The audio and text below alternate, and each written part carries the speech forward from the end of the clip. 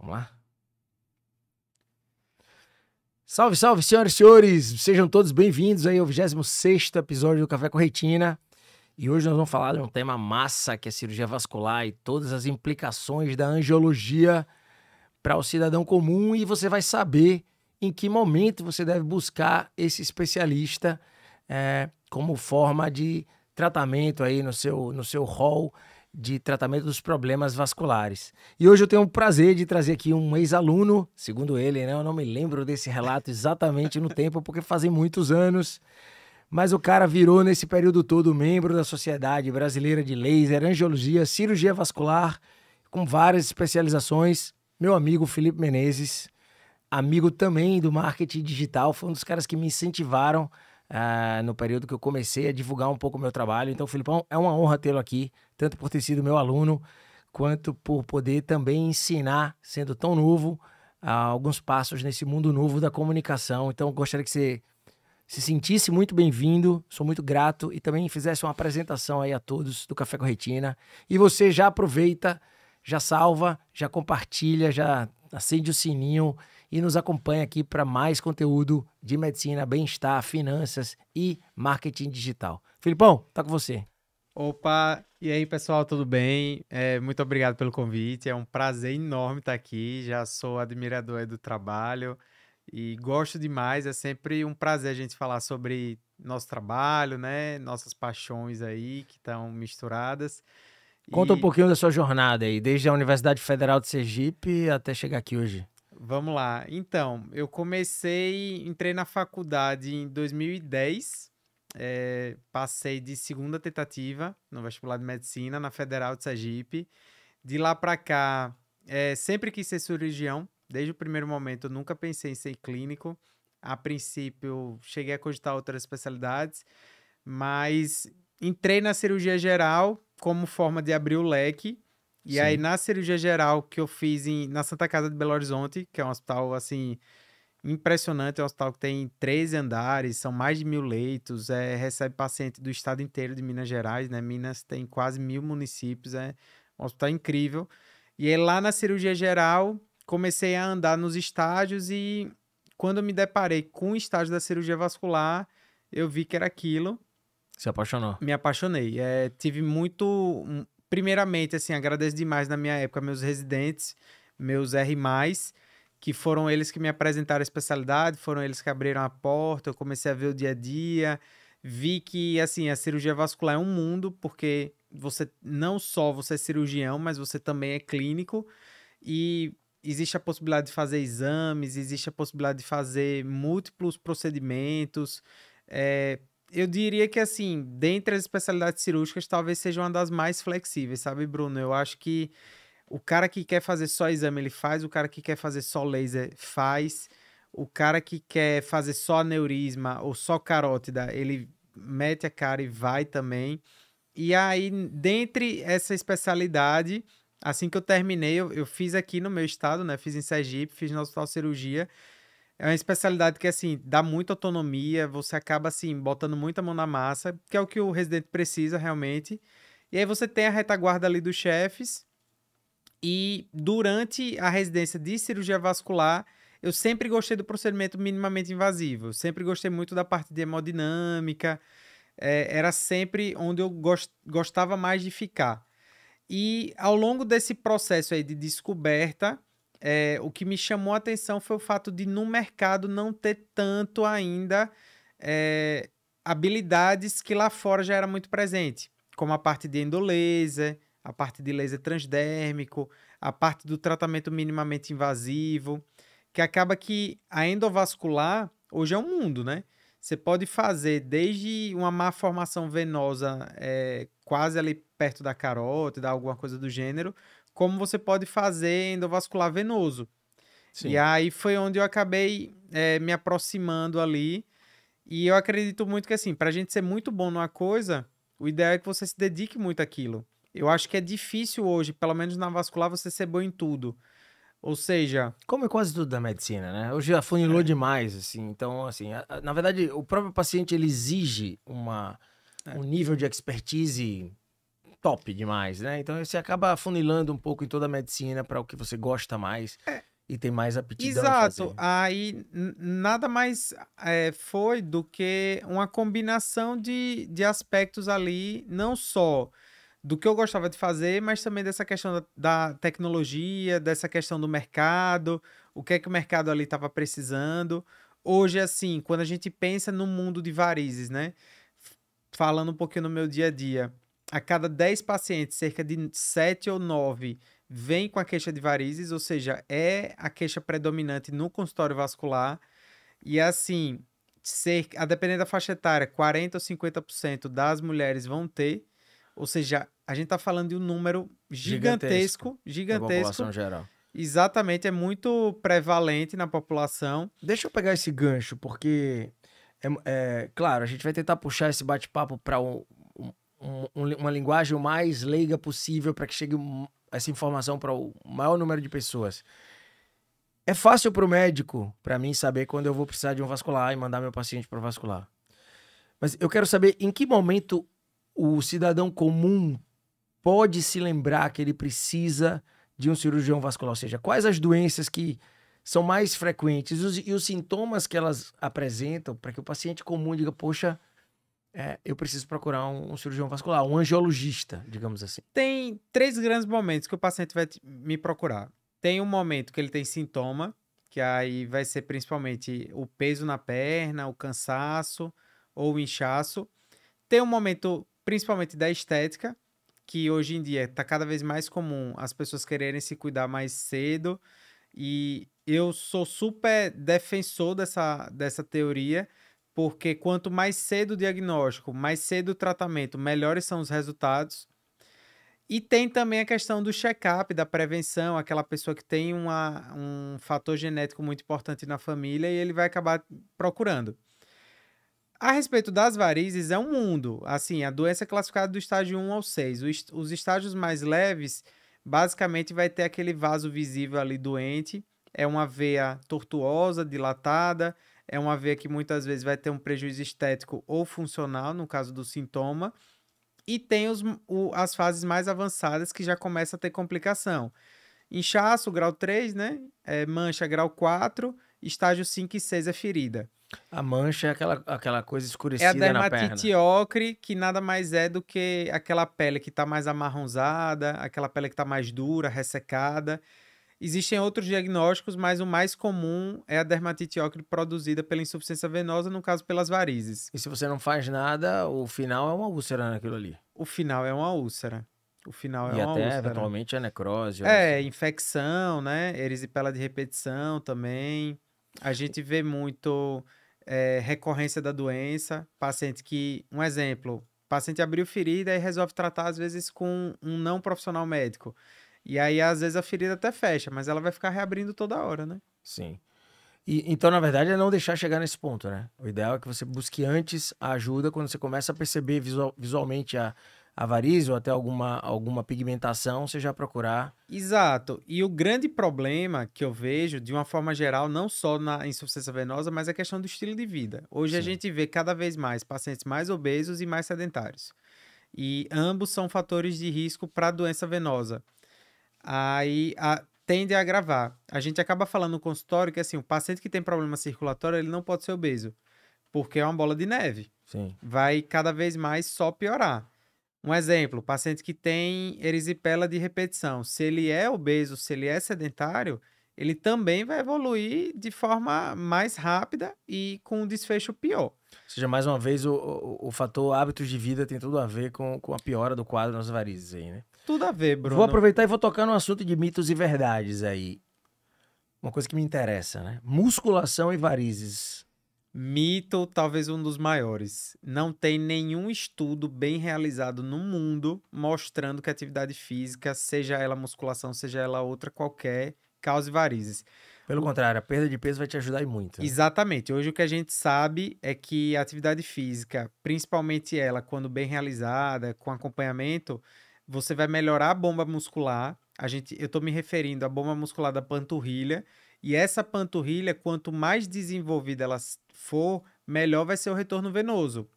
A musculatura ela precisa ter o gradiente de pressão para impulsionar a coluna de sangue.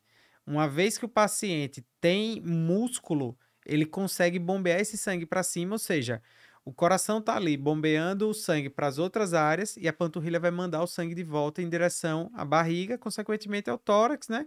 Consequentemente ao coração. Por isso que a gente fala que a panturrilha é a segunda bomba principal do corpo, né? Então, mito. Mito. Sobrepeso e varizes. Você já falou, verdade, né? Verdade. Talvez depois da parte genética e da parte hormonal, eu diria que é o terceiro grande fator de risco. O grande vilão, né? É. Então, um pouquinho sobre viagens longas e risco de trombose. Em que momento esse paciente que tem alguma alteração vascular, ele precisa se preocupar com isso? Então, a recomendação fala que viagens acima de 6 horas, elas são consideradas longas. Seja de avião, seja de ônibus, seja de carro. Acima de 6 horas, você está sujeito a um risco maior de trombose. E isso é um risco, isso é uma preocupação de todos ou só de quem tem fatores de risco? De uma forma geral, aquele paciente que já vai ter outros fatores de risco, né? Um exemplo, paciente que tem história na família de trombose, paciente que pode ter uma predisposição genética, uma trombofilia, paciente usuário de terapia hormonal, paciente que tem câncer, paciente às vezes obeso sedentário, paciente que tem veia grossa, é muito comum. Na pandemia, que foi algo muito recente, o próprio COVID, uma doença protrombótica, né? A gente teve vários casos. A estimativa gira em torno ali de 20, 40% em Covid grave, de Algumas trombose. vacinas foram correlacionadas a Algumas vacinas como efeito colateral, né? Apesar de ser menos comum do que parece, Sim. houve bastante caso também, né? E eu diria que assim, se você tem fatores de risco para trombose, que assim, hoje boa parte da população tem, viagem de meia, use uma meia elástica. Ou seja, a meia compressiva funciona de verdade, Com dá umas certeza. caminhadas durante Exato, evita mais de 1 a 2 horas com a perna ali presa. Um exemplo, você tá num voo longo, tenta ficar às vezes ali mais perto do corredor, levanta, estica, faz um movimento de flexão e extensão do pé, né? para trabalhar a Tenta panturrilha. rodar um pouco o pé ali, que aquilo ali vai ajudar. Perfeito. Então vamos para frente, né? Em qual momento eu preciso tratar as varizes? Olha, Bruno, essa é uma pergunta que, assim, tem o critério funcional, tem o paciente que tem sintoma. Uma vez que ele tem sintoma, ele tem indicação de tratamento. Peso e cansaço nas pernas, como você Peso e mencionou. cansaço na perna. Vale a pena uma avaliação com vascular. Provavelmente vai ser realizado um exame que é o duplex scan ou o ecodoppler venoso, né? Para a gente avaliar como é que tá a parte mais profunda, ver essa fena, aquela parte ali que a gente já sabe. E após essa avaliação, a gente vai traçar o panorama, o plano de tratamento. Além do critério funcional, vai ter também a preocupação estética. Porque a gente tem que lembrar, uma coisa que a gente não falou no podcast, é que varizes é uma doença crônica progressiva e não tem cura. Ou seja, uma vez que a gente considera crônica, é uma coisa antiga, é uma coisa que ela não vai cessar. Se ela é progressiva, a tendência com o passar dos anos é que a maioria dos pacientes piorem. Um exemplo, paciente com 18 anos já tem varizes. Após o primeiro, segundo filho, vai piorar sem tratamento. Isso é clássico. Eu vejo isso todo dia no consultório. E muitas vezes, mesmo você controlando fatores como obesidade, por exemplo, pode ser que continue por questões genéticas. Uma vez que a veia doente já esteja formada, ela não vai regredir. Não existe, autotratamento, digamos assim. Sim. Ela vai permanecer ali. Na melhor das hipóteses, vai manter o que era. Sim. E aí, assim, se a paciente já tem incômodo, seja ele funcional ou estético, a princípio já teria indicação de tratar. A outra questão é o paciente que tem, um exemplo, tem uma grande história familiar, uma grande genética ali para veias grossas, varizes grossas. Ele, mesmo sem sintoma, mesmo sem incômodo estético, muitas vezes também já mereceria um tratamento, pensando nessa questão do tratamento precoce mesmo. Perfeito. Bom, eu sou um idoso quase, né? Eu sou do tempo de que você fazia o tratamento das varizes com esclerose, né? Se não me engano, você injetava glicose, Sim. enfim. O que mudou né? O que que você pode dizer para quem nos ouve e tranquilizar sobre esse moderno tratamento das varizes? E aí a Então, gente tem até umas fotos aí, né, que estão disponíveis para exato, vamos nós. colocar. A medicina mudou em todas as áreas nos últimos 10, 20 anos. Assim, no mundo todo, no Brasil não é diferente. Pensando na cirurgia vascular, o que a gente trouxe para nosso dia a dia é a tecnologia, né? Existem vários artefatos ali que a gente pode usar. Esse é um deles. Na tela a gente está vendo um aparelho de realidade aumentada, que é um software. Ele consegue emitir uma luz que é absorvida pelo vaso e projeta novamente na pele do paciente, né?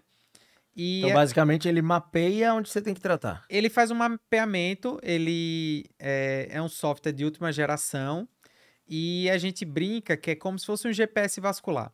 O que o exame clínico não mostra, esse aparelho vai mostrar.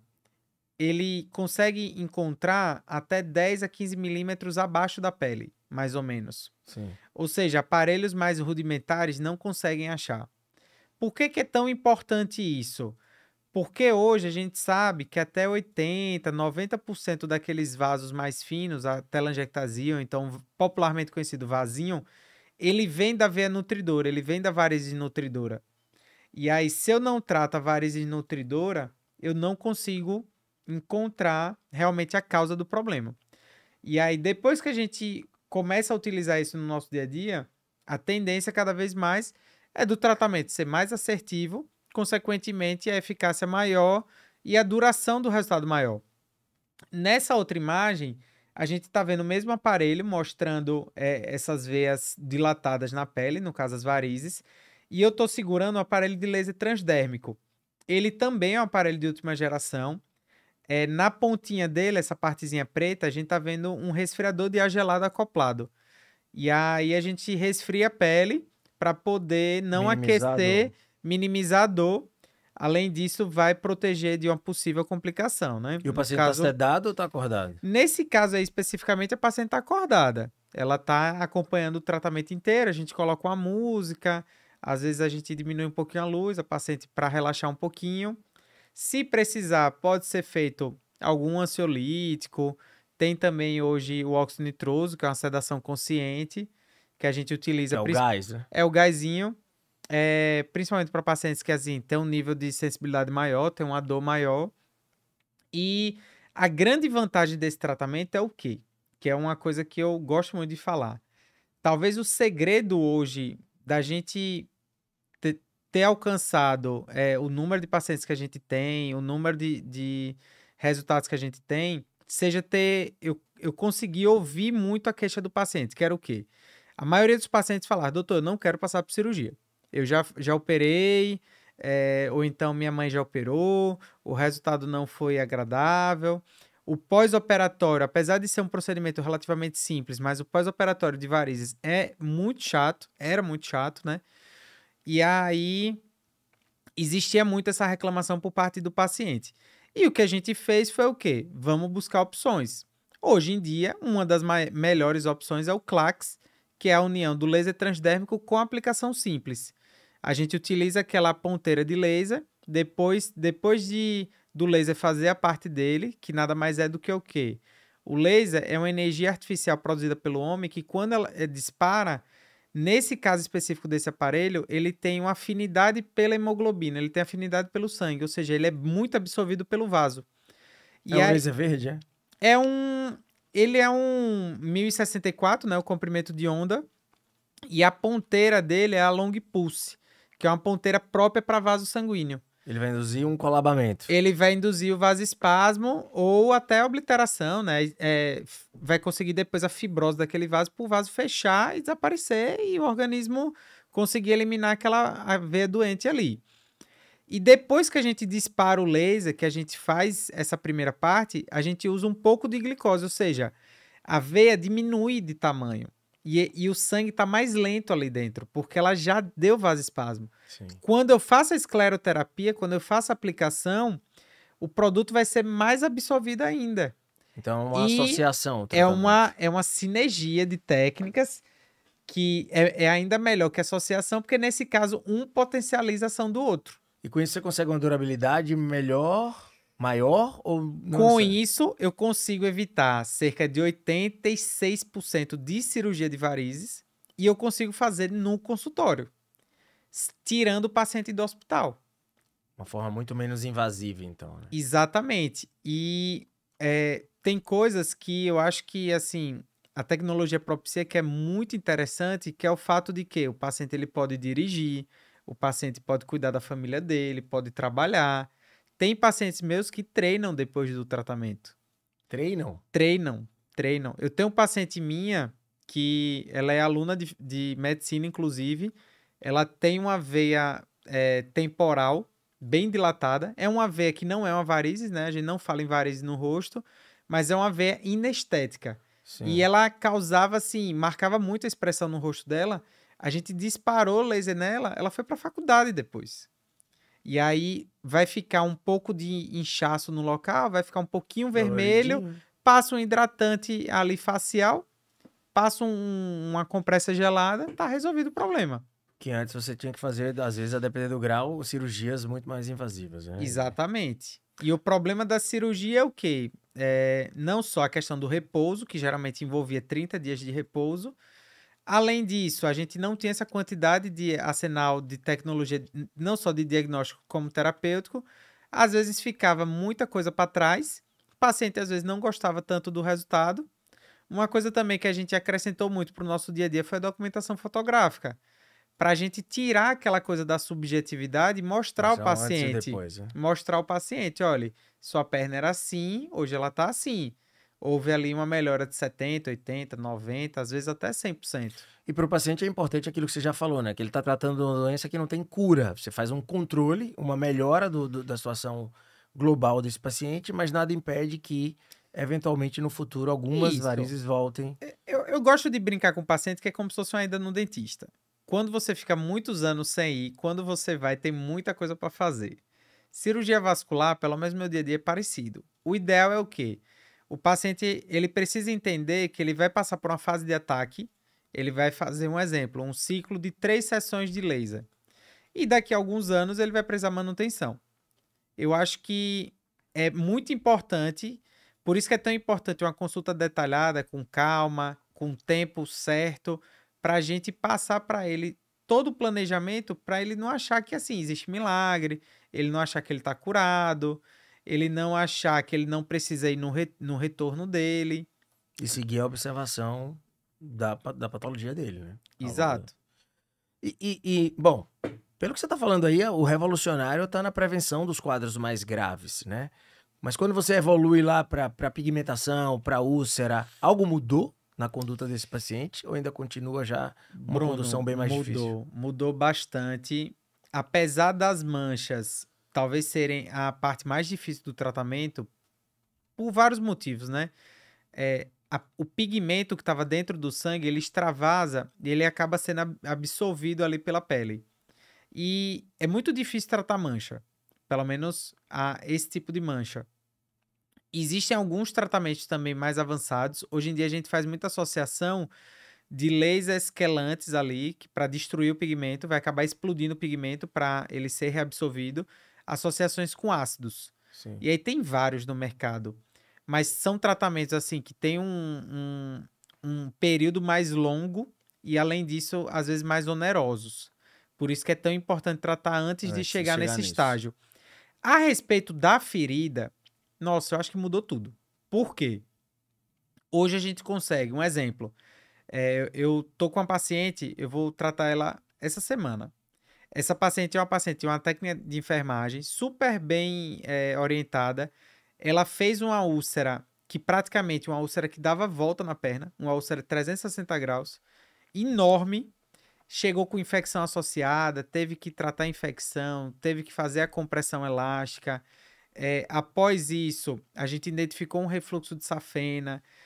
Depois que melhorou a carga bacteriana, depois que melhorou o componente ali inflamatório, ela está indo tratar a safena dela essa semana. Vai tratar a laser, sem corte, sem ponto, uma safena muito grossa. Se eu não me engano, a safena dela mede 10, o normal. Dá para tratar a safena com laser, mesmo grossa o endolaser. O endolaser. É o segundo laser hoje que a gente tem, né? Inclusive, hoje, o endolaser é o padrão ouro para veia grossa. É o que a gente usa para safena, para veia perfurante, para esses quadros mais avançados aí. E também é indolor, é com sedação? Ele é super tranquilo. Em vez de fazer uma anestesia, a gente geralmente faz anestesia local com sedação, ou, a depender do paciente, até anestesia local mesmo. A evolução monstruosa, né? De modernidade É, no tratamento e na o condução. grande X da questão é o quê? Desde 2012, a Sociedade Americana e Europeia de Cirurgia Vascular preconiza o endolaser como primeira opção. Aí existe uma luta para isso ser reconhecido pelos convênios. Mas a gente consegue ainda ali trazer para o paciente de alguma forma, às vezes com abatimento. É interessante, é muito interessante. Para E o assim, paciente ter acesso a isso, que é muito menos invasivo, muito mais bacana. se você vira para um paciente, você fala, olha, você tem a opção de cortar, tem a opção de sem corte. A imensa maioria dos pacientes, se puder arcar com aquilo ali, vai optar pelo laser, né? Pô, isso evoluiu demais, né? Da minha época de ambulatório de angiologia, cara. Muito bacana isso aí. E que bom que Sergipe tem acesso, os pacientes sergipanos têm acesso a isso, né? Com você e com resultados tão bacanas, né? Eu espero que continuem, que os convênios acordem para isso, de ajudar a fazer a melhor medicina. Mas eu acho que nós, como médicos, temos que oferecer a melhor medicina. E se o convênio vai proporcionar ou não, aí é um problema do paciente com o convênio, embora tenha sempre nosso respaldo aí para incentivar, né, isso. E, bem, vamos adiante. Fala um pouquinho sobre lipedema. O que seria? Oriente um pouco os pacientes e como tratar. Lipedema é o tema do momento, Bruno. Lipedema é uma síndrome, até então era uma síndrome. Ela foi descrita pela primeira vez mais ou menos em 1940. E não se sabia ao certo a origem, mas a gente já sabia que era uma desproporção das pernas, principalmente, em relação ao abdômen. É como se fosse da seguinte forma: toda a gordura do paciente, ou pelo menos a maior parte dela, está distribuída na perna. Descer-se literalmente. Há quem diga que o lipedema seja um mecanismo protetor, porque essa gordura estaria no abdômen e ela foi parar na perna. Só que vai muito além disso, não é só gordura. É um tecido gorduroso, inflamado e doloroso. Sim. E é um tecido que responde muito mal ao tratamento convencional. No caso, dieta, atividade física e às vezes algum medicamento. A principal origem da teoria gira em torno da genética. É muito comum uma paciente, um exemplo, uma adolescente, 18 anos, magra, porém com as coxas grossas, geralmente dolorosas, cujo restante das mulheres da família possui um quadro parecido. Um exemplo, a mãe também tem quadril largo, às vezes tem muita gordura na perna, às vezes as irmãs, as tias. É uma doença também crônica, assim como varizes, também não tem cura, porém todo mundo hoje, pelo menos a maioria dos cirurgiões vasculares mais atualizados, está buscando compreender melhor. E não é só relativo à obesidade. Talvez você seja magra da cintura para cima, muitas vezes você tem aquele acúmulo de quadril e pernas. Há cerca mais ou menos aí de 3 anos, no CID-11, o Código Internacional de Doença, foi oficialmente reconhecido como doença. Isso no CID-11. Apesar daqui no Brasil a gente ainda não usar, lá na Europa já usa. E qual é o detalhe? Ano passado, aqui no Brasil, mais ou menos há um ano e meio, foi reconhecido também no Brasil como doença. Ou seja, não existe mais a discussão que lipedema é obesidade ou não é.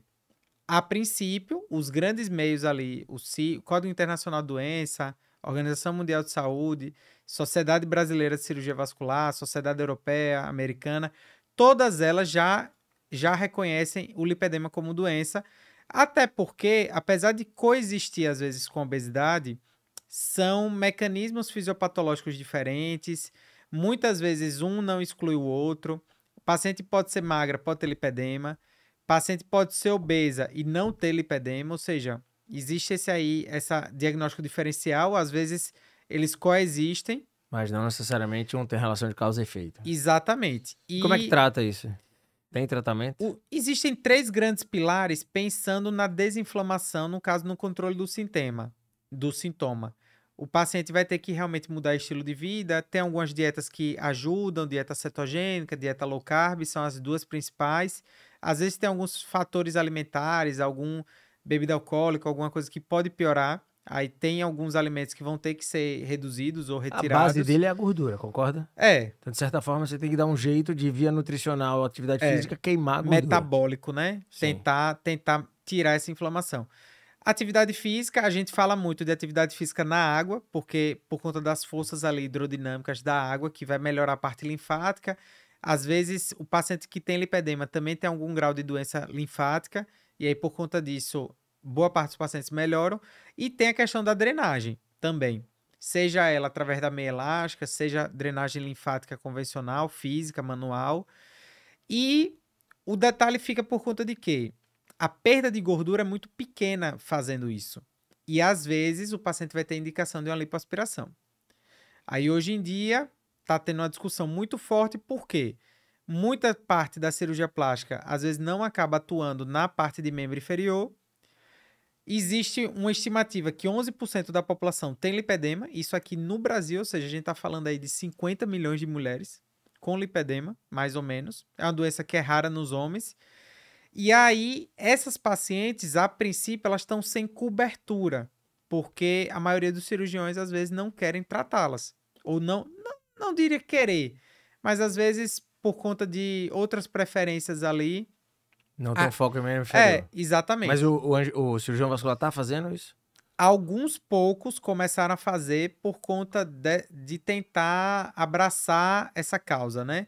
Mas aí é uma discussão gigantesca, porque, assim, na residência a gente não aprende, não é uma habilidade nossa. Ao mesmo tempo, há quem diga que é só um interesse mercadológico. Eu não tenho ainda uma opinião formada.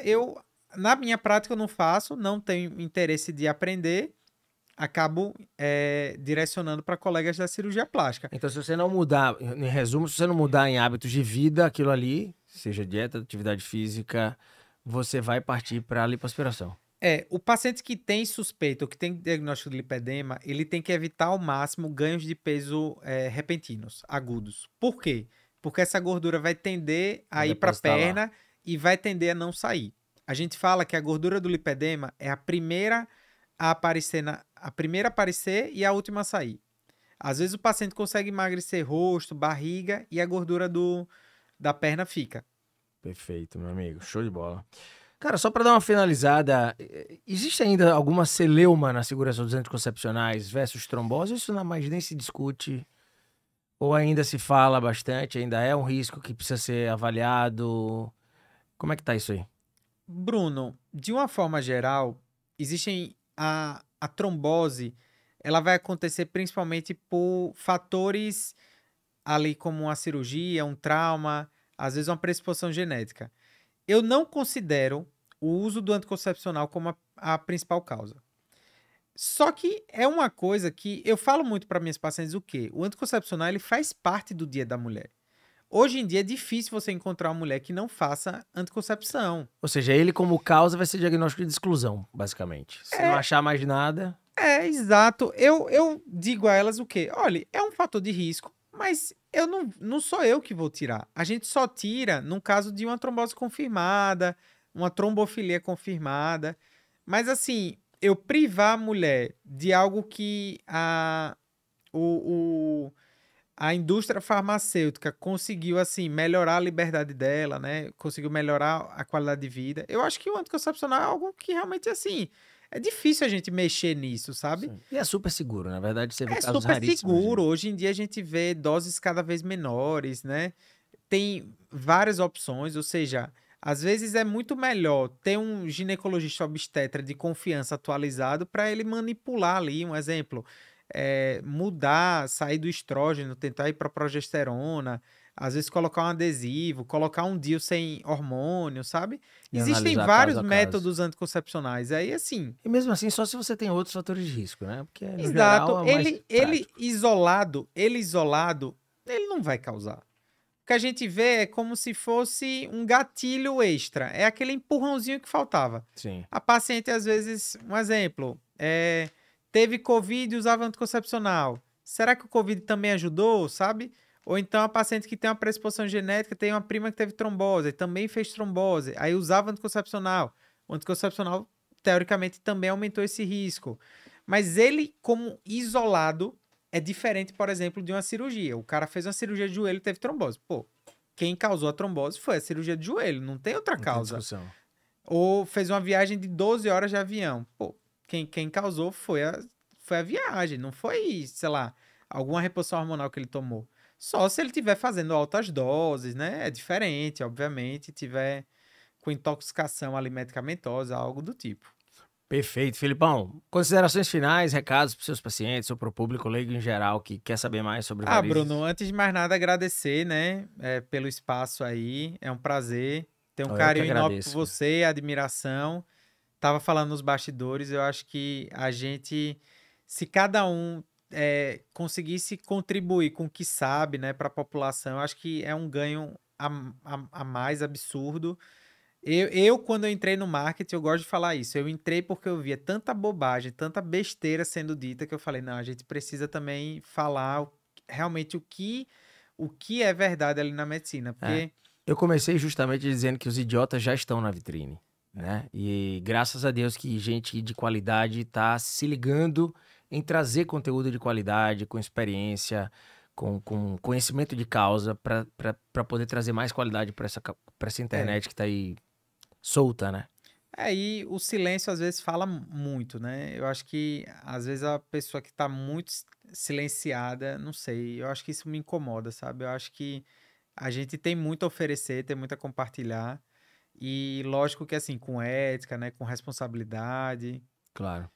Perfeito, meu amigo. E aí, esse foi o 26º episódio do Café com Retina aqui com Felipe Menezes, grande cirurgião vascular, trazendo um monte de novidade, sobretudo a respeito das varizes e dos novos tratamentos para varizes, para úlceras, enfim, todos os tratamentos novos, minimamente invasivos aí da angiologia. Então, já compartilha com quem precisa saber disso, nos segue aqui pro canal, curte aí para mais conteúdos como esse e até a próxima.